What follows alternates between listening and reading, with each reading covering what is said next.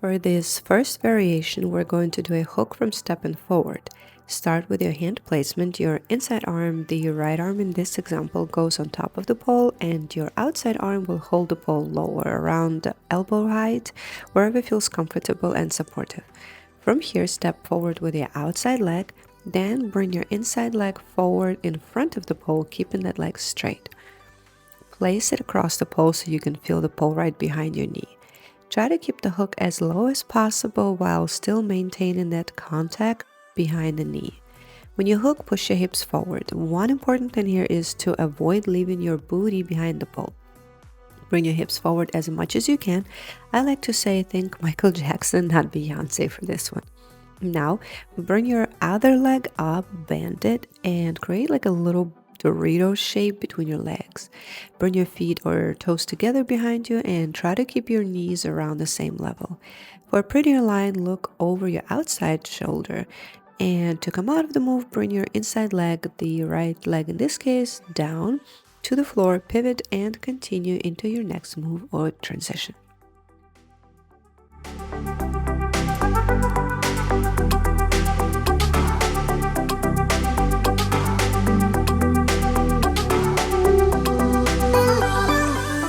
Another variation of the hook is entering it while moving backwards. So for this version, the hand placement is the same.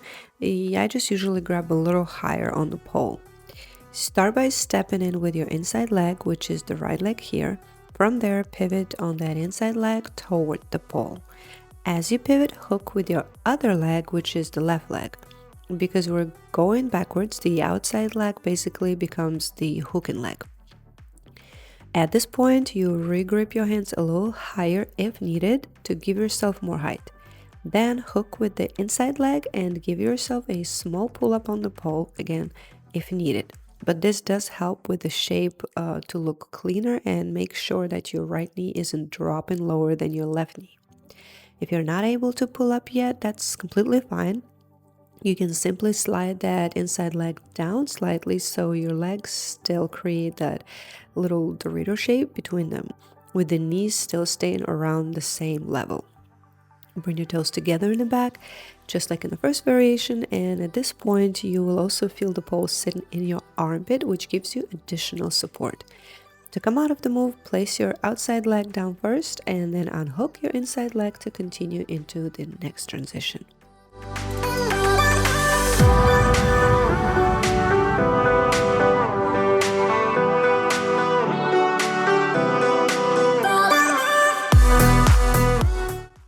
Next is your simple backward hook. Your arm position is going to stay the same as before. Your inside leg will hook onto the pole as low as possible, making sure your hips and booty stay low. From here, push off the floor with your outside leg and begin to arch your back, looking out over your outside shoulder. Try to bring your gaze towards your toes behind you. Once you leave the floor, bring your toes together as well and keep your knees on the same level. Push your hips forward as much as you can and fully point your toes to create a long, clean line. To come out of the position, straighten your outside leg to reconnect with the floor, then unhook your inside leg from the pole.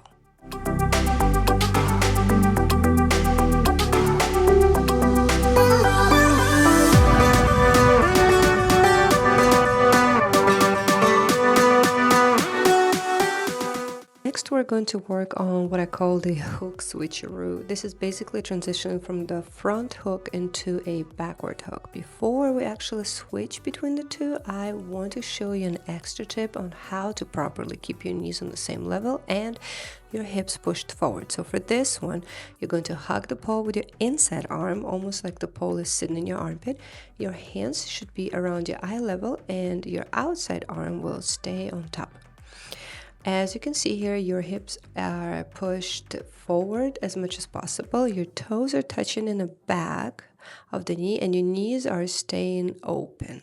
So try not to drop your booty backward or arch your back the wrong way. As you can see, what will happen is your knees will start to unhook from the pole, and you'll end up hanging mostly from your upper body strength instead of properly holding the position with your legs.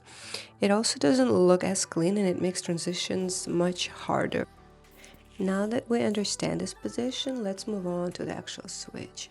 We're going to start in the front hook, just like we learned in the beginning. Your inside arm is on top, outside arm slightly lower, and you're hooking with the inside leg. Once you're already in the position, you want to quickly unhook the inside leg. Try to make the switch fast, especially as a beginner when upper body strength is still developing. So as you unhook, you briefly pass through that regular chair position we learned in the previous lesson. From there, rotate your chest and face towards the pole. Slightly drop your knees so you don't accidentally hit the pole with them during the turn. Then you keep rotating until you bring yourself into that armpit position we just practiced, and then rehook with that what used to be your outside leg, and now it becomes your inside leg. From there, arch your back, look out over your inside shoulder towards your toes, and fully finish the backward hook position. And that's your hook switcheroo. To come out of it, in this video, I stopped myself with the outside leg first and then unhook the inside.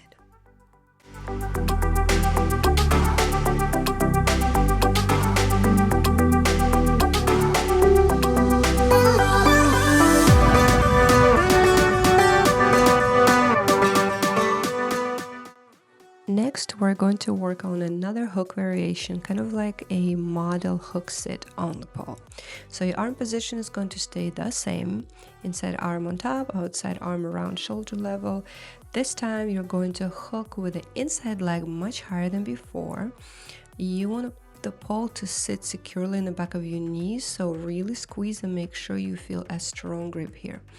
As you can see in the video, the hook is around my hip level. So once you feel stable, I like to regroup my hands slightly higher so I can pull myself up a little bit more.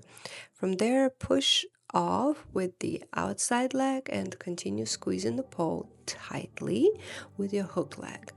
If the grip feels secure, bring your outside leg around and place it over the top. So at this point, the position should actually feel pretty comfortable and secure. And if you feel stable enough, you can also let go with the outside arm. But for now, just focus on finding a position and maintaining control. To come out of it, your outside leg is going to help stop and support you as you return back down. Here's a quick variation of the same move, but this time I remove my outside hand from the pole. Another small difference you'll notice in this video is that when I came down, I released both legs instead of using the outside leg to stop myself first.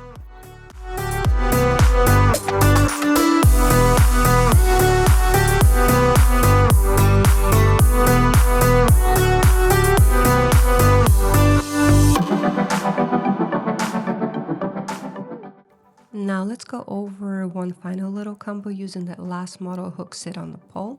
From that position, you're going to transition down into a regular forward hook. To do that, unhook your outside leg and bring it behind you. As you do this, start dropping your hips down and slowly release some of the grip from your inside knee so you can slide into the new position.